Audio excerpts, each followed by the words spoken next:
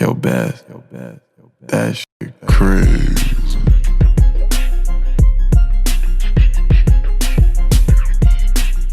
Welcome, everybody, to All Even Live exclusive. My name is Barry Grant Jr., host of the All Even podcast. To my left is Mike GUIDO, host of Guido's Gridiron Blitz. At the bottom, we have Matt, the great CATARUZOLO. And on the show today, we have Jake Asman, host of the Jake Asman Show on Sportsmap Radio. Welcome to the show, my man. Great to be on with you guys. Thanks for having me. Definitely. So, how's everything going with the COVID and, how are you coping? How's your family doing? No complaints. Very lucky. Family's okay. I think they've all been vaccinated now too, which is pretty cool. Yeah, I'm down here in Houston though, so COVID. I don't want to say it's not a thing, but our restrictions are way less than what you guys are dealing with back in the Northeast. That's definitely. Yeah, Jake. I've admired your career ascension from afar, because you and I have come from very, I guess similar backgrounds. We worked at the same Long Island web radio station and. Pretty much at the same time too. So I've really admired what you've done. You were with NBC working with the Olympics and Rio, and you've been pretty much everywhere. And now you're in Houston with Sportsmap and everything like that, where I was not too long ago as well. So I want to know how. I want to kind of know how it feels to be in your position, right? Because you've had stuff that you just hit 1.1 million impressions on your YouTube channel. And, how has this, progression been for you as you've gone up? It's been great. And thanks so much for the kind words, Mike. Yeah, it's great to be talking to you here. It's funny. I didn't realize you were a part of this until I joined the Zoom, but no, I appreciate that, man. That means a lot. I'm just grateful to be working. A year ago at this time, I was on furlough, believe it or not. And I was the only one that the company that I work for here was able to actually bring back. So I'm just grateful that, in the midst of the pandemic, when there's so many people losing jobs, I get to talk about sports every day and get to have fun and interact with an audience. So, the progression's been just work really hard, and you got to be lucky as well. I mean, I wish I get asked a lot by young broadcasters for advice, and the only thing I could say is work hard, create your own opportunities, and eventually, when you get a chance to, crack open the door, break it down. So once again, I'm just grateful to be working, and I'm thrilled that, people care, to tune in every day. And that's what makes it so much fun. Yeah, Jake. So knowing that you're a native Long Islander, like me and Mike, being from New York, it's great to be involved in the sports world right now, because there's a lot of stuff happening right now, a lot of headlines circulating.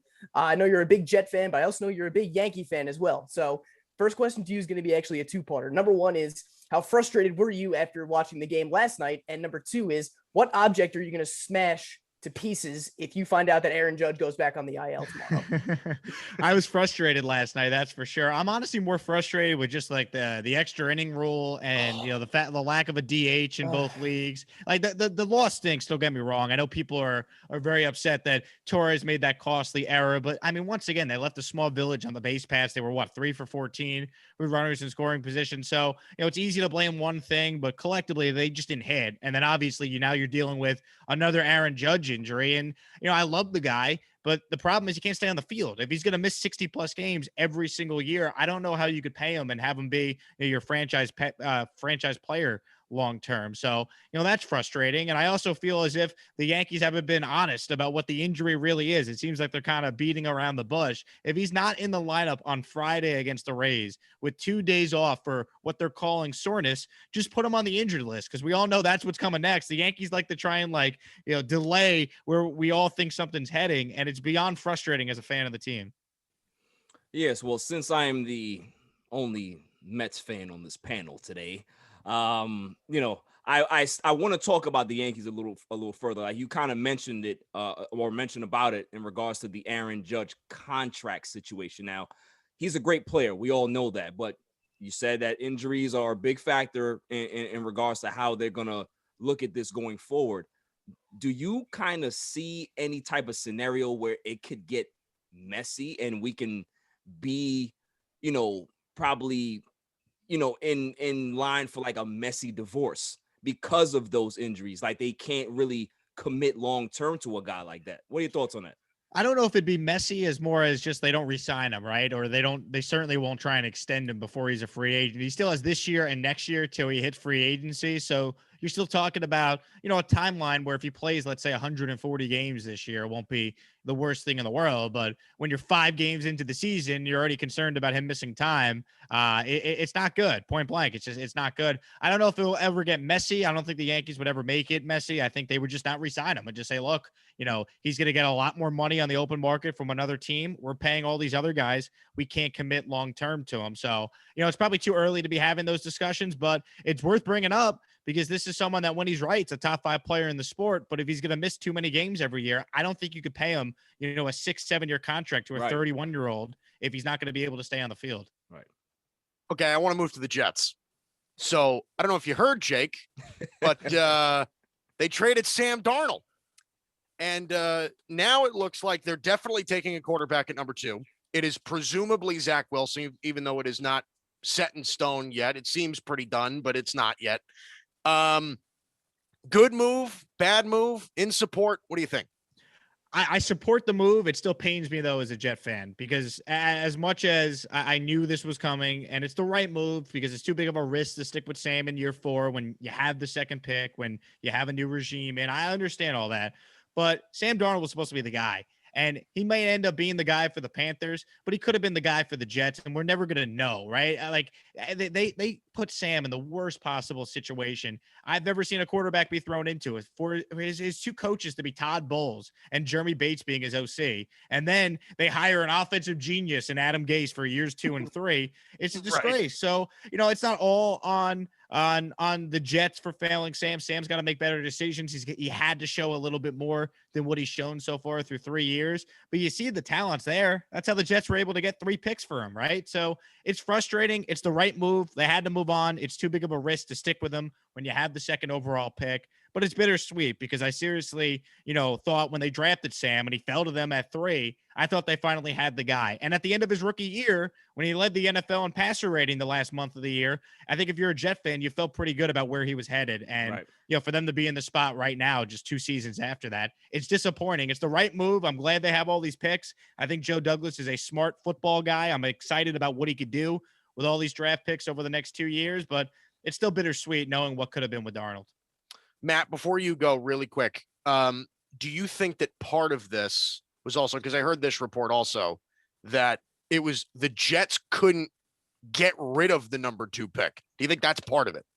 You mean that as if no team wanted to move? There was no takers.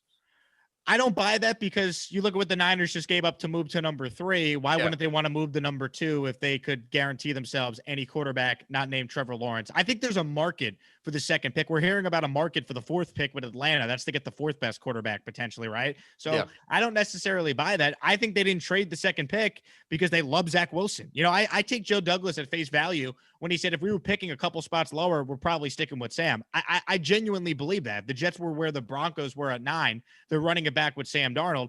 But when you have the second pick in a loaded quarterback class and the head coach and the GM didn't draft the current quarterback, and you're sitting there with all these draft picks and you could reset the quarterback contract, it's just way too big of a risk to bank on Sam turning things around in year 4 when you got the rookie sitting right there at number 2. Plus, this is an example I've used a lot, on the radio show. If Sam Darnold's ceiling is that he's Ryan Tannehill or he's Alex Smith, that's what I keep hearing from those that want to stick with Sam. Oh, look at what Tannehill did when he left Gase. If that's all Sam's going to be, that's never going to be good enough to win a championship with. That's good enough to go to the playoffs, win a round. Tannehill got into the AFC title game a couple of years ago, but we've seen that as a Jet fan. Mark Sanchez went to 2 straight title games. Then it fell apart the second the roster got worse. So if you ever want sustained excellence, you need your quarterback to be top 10. As well as Tannehill has played, as well as Alex Smith played at times in his career, those guys were never top 10 quarterbacks in the sport. So they had to move on from Darnold unless they felt he was going to be top 10. I personally didn't. I wasn't sure. So I think it's the right move, but it's still bittersweet because we still don't know for sure what he is. Right.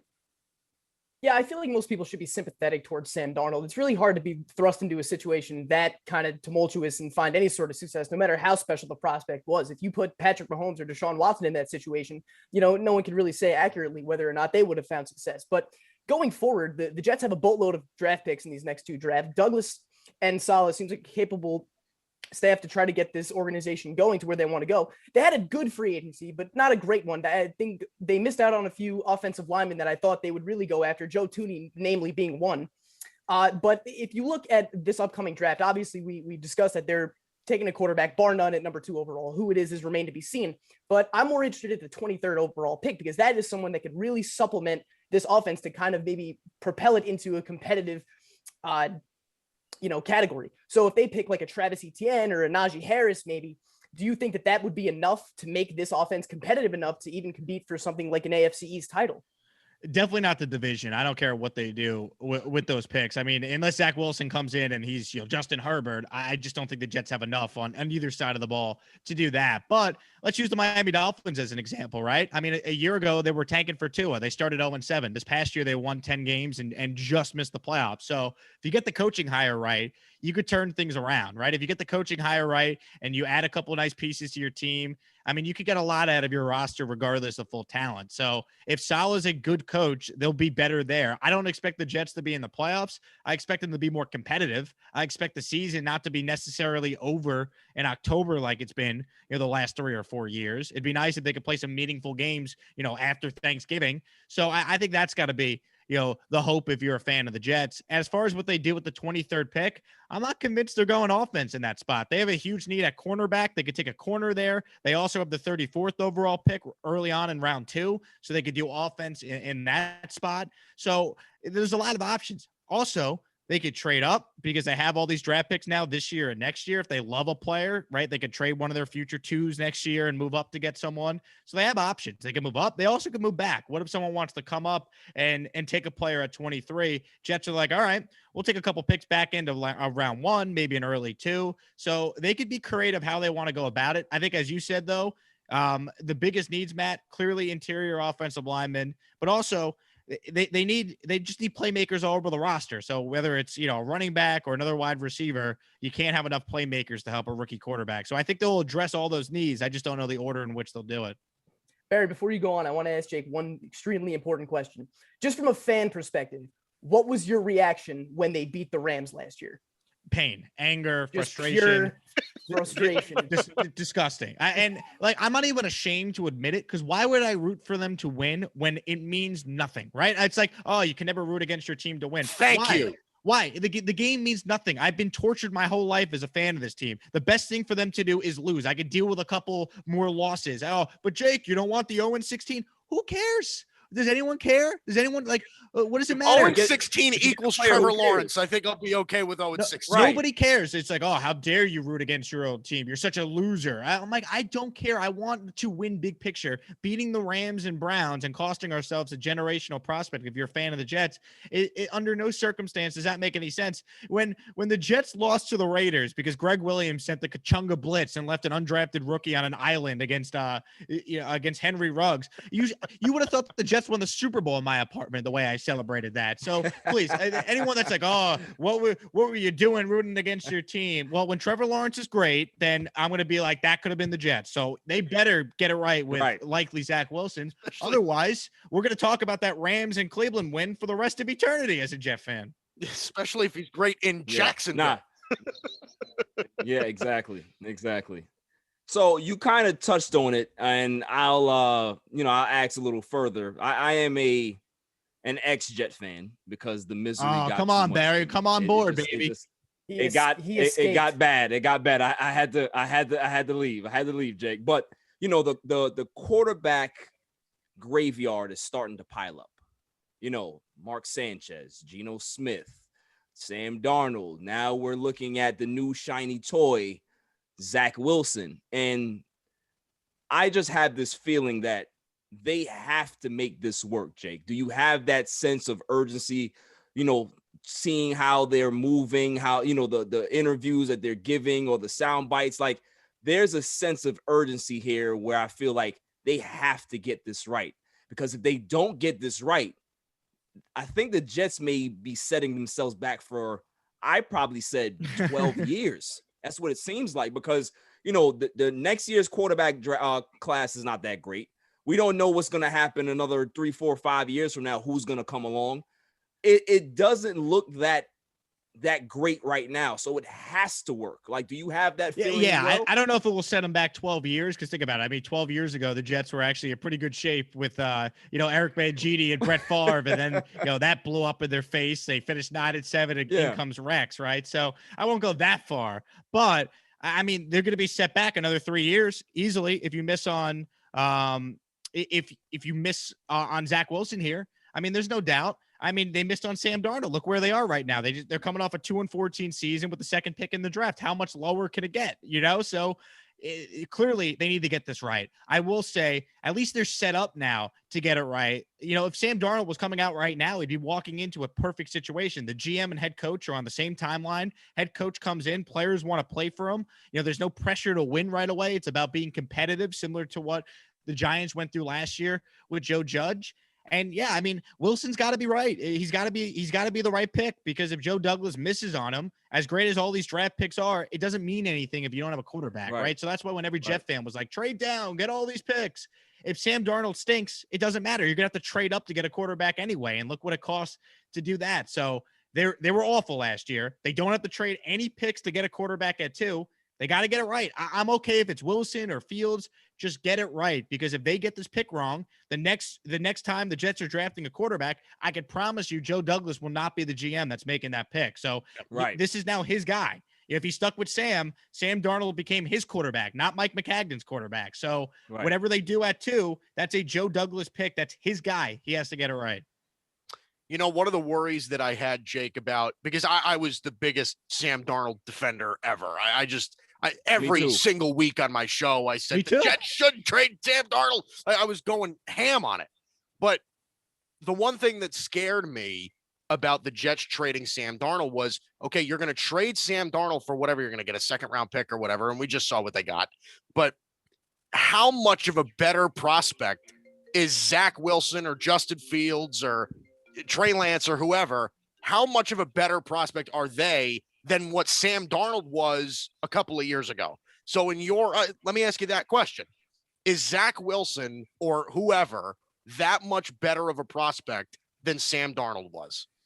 I think it's a great question. If you ask all the draft guys, they'd say, oh, Sam would be the second quarterback taken. And that might be true, but the thing I'll say to that is, it's like when you get a car and you get a new car and you take it off the lot. If you want to return the car, even if you just got the car, it no longer has the same value. So, we've now seen Sam play for 3 seasons. He clearly has been surrounded by garbage talent and bad coaching. We all can acknowledge that. But there's still enough there where you're just wondering about the turnovers and the decision-making, where it's not necessarily, if Sam was coming out now, where he would go. It's, well, this is what Sam is right now. This is also his contract situation. Here's the upside of potentially taking a rookie with the second pick. So I don't think it was just the Jets weighing Darnold versus this rookie class. I think it was the Jets weighing that, plus weighing the contract situation, and just whether or not Sam might need a fresh start, right? Like maybe he just needs to get out of New York. He needs to just leave this media market and not deal with all the nonsense he's had to deal with. I think he's going to a much better spot where if, they put him in position to succeed and they have a much better foundation in place to do just that, he'll probably play well in Carolina. But I think the best move for both sides was a fresh start. And that's why I'm going to root like hell for Sam. But I think ultimately the smart move was to trade him and take a quarterback now, second overall.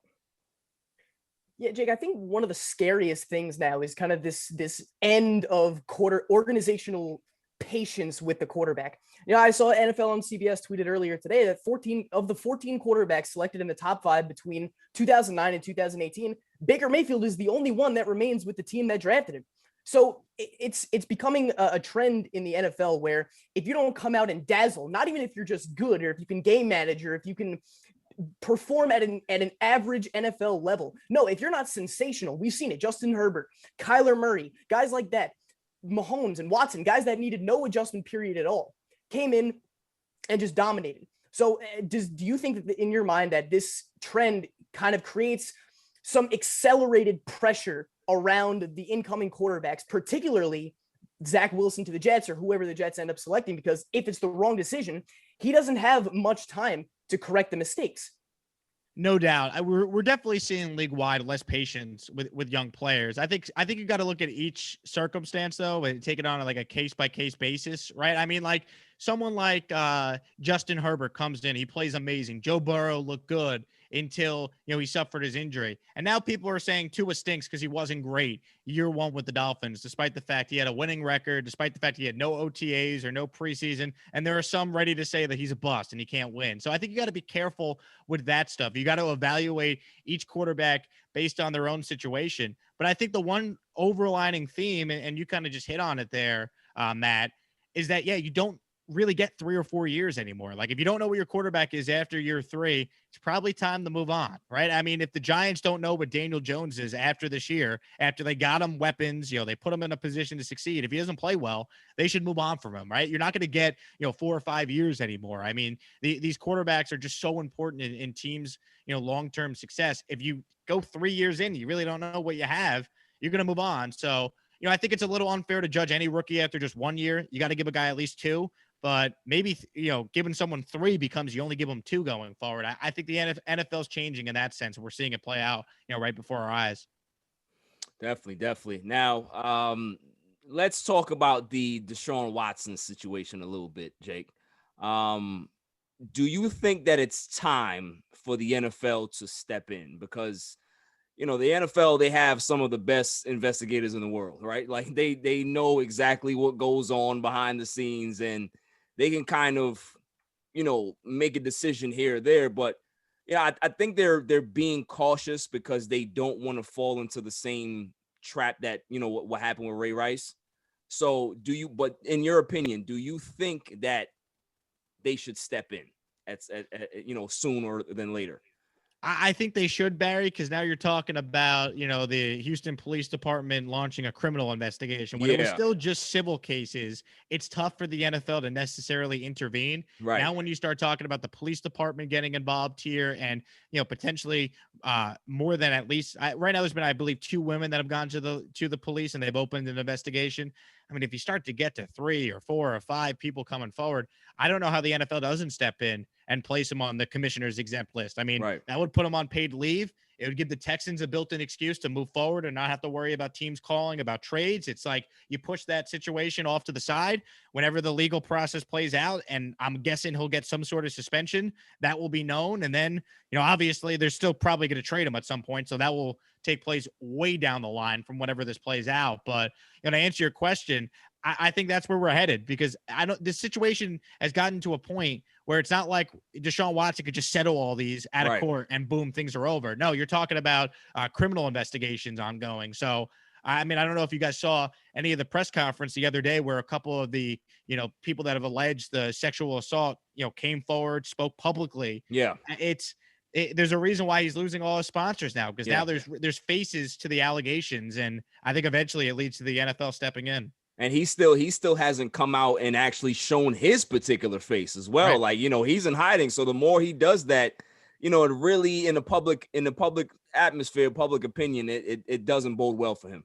Well, originally you might remember. So when the first accusation came out, I truly believe DeShaun got terrible legal advice from his agent and attorney at the time. He took to Twitter and said, this claim is baseless. I've never treated a woman improperly. Right. And that's when he thought there was only one lawsuit that he could fight, that he could win. He could prove that it's baseless. By calling it baseless and saying that he's never treated a woman improperly, I feel like he basically like incentivized and challenged, so to speak, all these other women who have alleged abuse to come forward as well. He should have said nothing from the very beginning and listened to his attorney, Rusty Hardin, who he hired after all that already unfolded. I think he got bad advice from his agent, his marketing guy, whoever, because I think that first tweet, which was sent from an iPhone, and he's an Android user, so you can notice that on the text exchange. I think it was bad advice he was given, and that kind of, jump started this whole situation. Now you've spoken with DeShaun Watson, Jake. Like you've had press conferences with him and everything like that. I mean, there was a video of you asking him a question and it went viral because he was explaining the entire defense to you. And, the one interesting thing that I thought about all this, and again, I'm not trying to make excuses or make any conclusions or anything like that, but I just found it at the beginning, at least, that DeShaun Watson didn't seem like a person that would do something like this.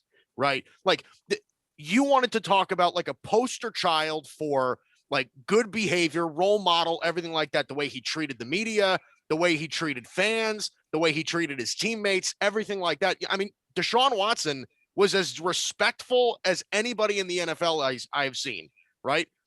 Were you in a position where you're down in Houston, you've spoken to DeShaun Watson, were you surprised about this? Yeah, I was shocked, Mike. I mean, you basically, hit the nail right on the head there. I mean, DeShaun Watson had a pristine reputation in this city and throughout the NFL. I mean, this is a guy that came from nothing, right? He grew up very poor. He grew up, the son of a single mother who battled cancer. I mean, DeShaun Watson lived in a house that was paid for by Warwick Dunn back when DeShaun was a kid growing up. I mean, he was the ball boy for the Atlanta Falcons. Like, the story for DeShaun Watson was like a movie. It was a fairy tale. He donated his first game check to the cafeteria workers here at the Texans training facility who lost their homes in Hurricane Harvey a couple weeks prior to that. So you're talking about a guy that had an unbelievable reputation. So when this stuff came out, it was certainly shocking, but it just goes to show you never really know what someone's like behind closed doors. I mean, they could do a lot of good publicly, but it doesn't mean someone's capable. And this is all alleged stuff. And of course you let the process play out,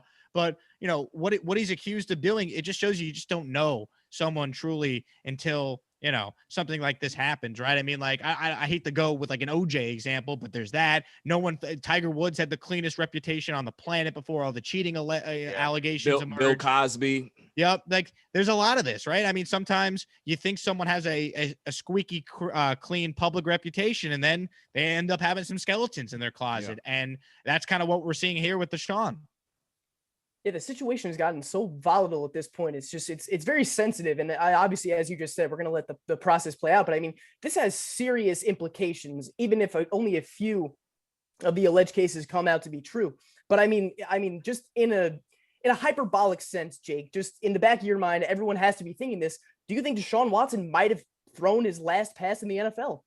It's tough to say, just because, I mean, there's nothing to compare it to, right? There's no precedent for something like this. There's never been an active NFL player that's faced 22, sexual assault lawsuits at once. So I don't think he's done playing football forever, but I do think he could be facing a significant suspension. It wouldn't shock me if he was suspended for a full year. I mean, I think that's kind of where things are headed here, as this process continues to play out. So, Michael Vick came back. We've seen guys come back from very serious things and, missed several years. Plaxico Burress went to jail for a couple of years, and then he came back. DeShaun Watson, he's still only 25 years old. So eventually you'd think he's going to play football again. I don't think it will be for the Texans. And I do think by the time he plays again, the entire landscape of his reputation and how we view him is going to be totally different whenever we see him play.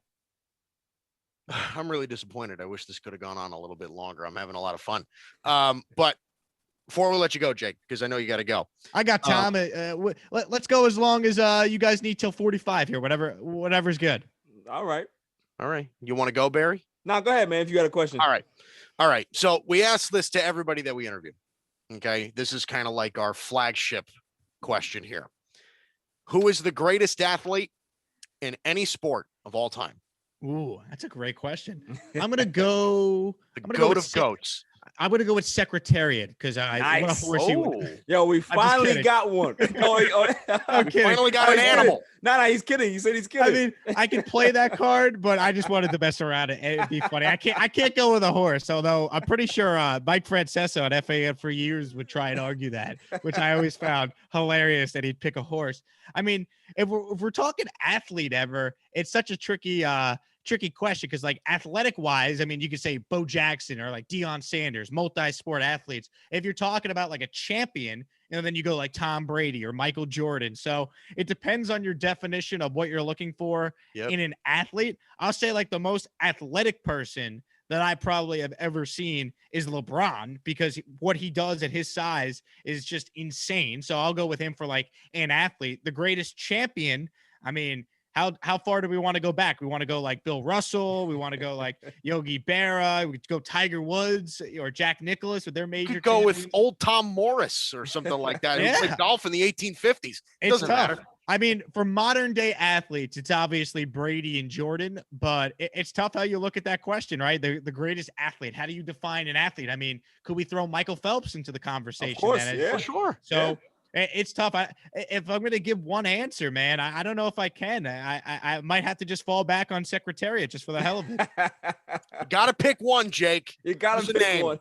All right. Well, I'll be different. I want to be notable on this podcast. So let's go with Secretariat. Have someone try I'm to top in. that one. We got have one narrowed in on secretary. the animal. He would have been he would have been different. That would have been our first LeBron. Would it have not? Yeah. That would have He, been our first LeBron answer. he gave me some hope, man. I thought he was gonna go LeBron, but he goes Secretary. So What's the common answer most guests have given you? So- Is there one? I'll give you the history of answers we've gotten. So we've gotten Diego Maradona, we've gotten Muhammad Ali, Randy Moss made it on our list. Peyton Manning, we've gotten Edwin Moses, Floyd Mayweather. I believe we got 2 Michael Jordans, yeah. and we have one Cristiano Ronaldo and 1 Usain Bolt. All right. Now, put me on the board for Secretary. No LeBron yet. I This can't is- believe this we is haven't gotten shocking. No, LeBron. LeBron. I am disgusted with That my. is with that the is just host. That is out of bounds. Disgusted with the guests, man. You guys gotta give me a LeBron. You gotta give me a LeBron. All right. Well, last question before you go, Jake. And I don't want you to be biased. Okay. Don't be biased. I know you're a Yankee fan, but you have to be impartial here. And this goes for the rest of you too. Better pitcher in New York, DeGrom or Garrett Cole? I mean, any Yankee fan that would say Cole's just being biased. The track Yes. record is DeGrom. Jacob DeGrom's been the best pitcher in baseball over the last couple of years already. And that's not like if you're a Yankee fan and you say Garrett Cole, like fine, you could say that. Garrett Cole's probably number 2 on the list, right? Yeah. Or number 3 at the worst. But DeGrom's the one that's got the multiple Cy Young Award wins. DeGrom's the one that, if you look at the last 5 years, has better numbers than pretty much anyone in the sport at his position. It's obviously DeGrom, but I don't think it's like some slight against Garrett Cole that he's not the best pitcher in New York. Yeah. He's the second best pitcher in the Right, game. right. So it's Yeah, fine. but you dirty, smelly Met fans Come on. treat it as a slight to Garrett Cole. No, That's it's what not. ticks me off about you I guys. asked a question. All I did was ask a question. You're trying to get hostile and volatile towards me. I just asked a question. I wonder why he asked that question.